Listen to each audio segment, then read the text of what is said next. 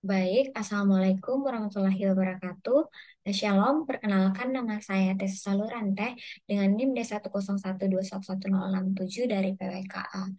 Nah, terima kasih atas kesempatannya. Untuk memenuhi final mata kuliah transportasi, saya akan menjawab pertanyaan mengenai bagaimana sih tingkat keamanan dan kenyamanan jalur pejalan kaki yang ada di Jalan Sumba Uku. Nah, berikut itu merupakan gambaran umum dan lokasi penelitiannya.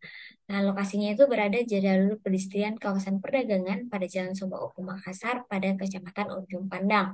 Dengan panjang jalannya itu kurang lebih 600 meter dan lebar ruang pedestriannya itu 1 meter. Jalur pedestrian ini tuh menghubungkan antara area pertokoan. Dapat dilihat pada slide PPT untuk menunjang perkembangan kawasan pada perdagangan Sumba Uku. Adapun latar belakangnya, sebelum kita menjawab pertanyaannya, kita perlu tahu apa sih itu jalur pejalan kaki. Nah, berdasarkan Permen PU nomor 30 PRTM 006, eh, eh, pejalan kaki itu merupakan lintasan yang dimanfaatkan pejalan kaki maupun pejalan kaki yang berkebutuhan khusus yang direncanakan dan bertujuan untuk meningkatkan kegiatan perjalanan yang aman, nyaman, dan mudah tanpa adanya hambatan apapun.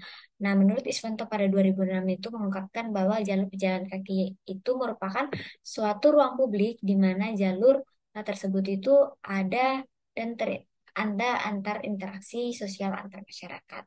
Nah, menurut Giovanni pada tahun 1985, jalur pejalan kaki itu merupakan elemen perencanaan kota yang paling penting, yakni untuk membentuk keterhubungan antar aktivitas pada suatu kawasan. Itu pula menjadi alasan saya mengambil eh, studi kasus mengenai pedestrian. Nah, berikutnya ini merupakan kondisi pedestrian di Jalan Sumba Opu. Nah, pada gambar pertama itu dapat dilihat penggunaan jalur pedestrian yang didomisili oleh area perdagangan.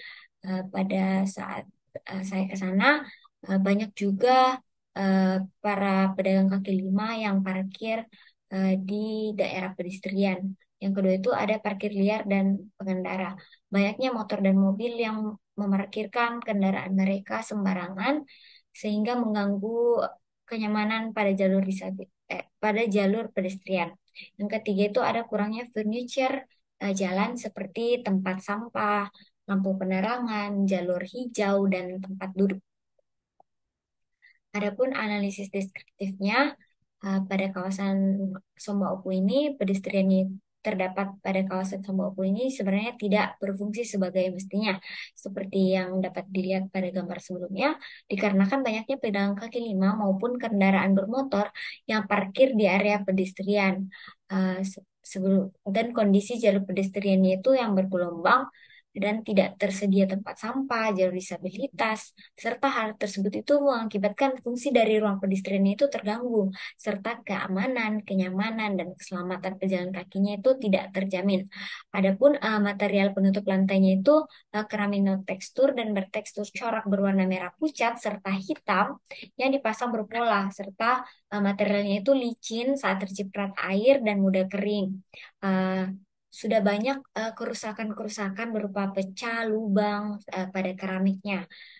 Eh, Juga tidak terdapat fasilitas disabilitas maupun ubin pemandu pada koridor-koridor yang ada. Eh, Jalur pejalan kakinya itu eh, sebenarnya banyak sekali didomisili oleh barang dagangannya seperti gerobak jalan, kursi, dan meja, serta parkir sepeda motor bagi para pemilik toko.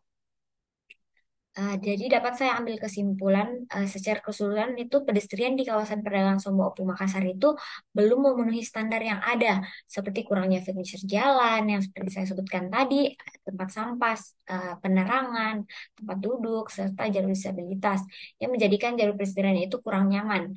Serta jalur pedestriannya itu tidak berfungsi sebagai mestinya. Besarnya tingkat keamanan dan persepsi pengguna terhadap penempatan jalur pedestrian itu kurang. Dapat disimpulkan bahwa semua kondisi serta fasilitas pedestrian memiliki kondisi yang buruk dan belum memenuhi standar.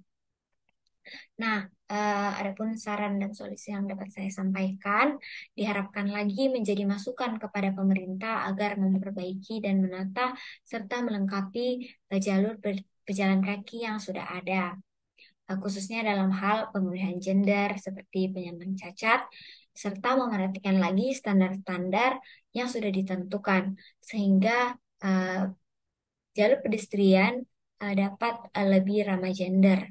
Mungkin sekian dari saya, kurang lebihnya mohon dimaafkan. Eh, Terima kasih.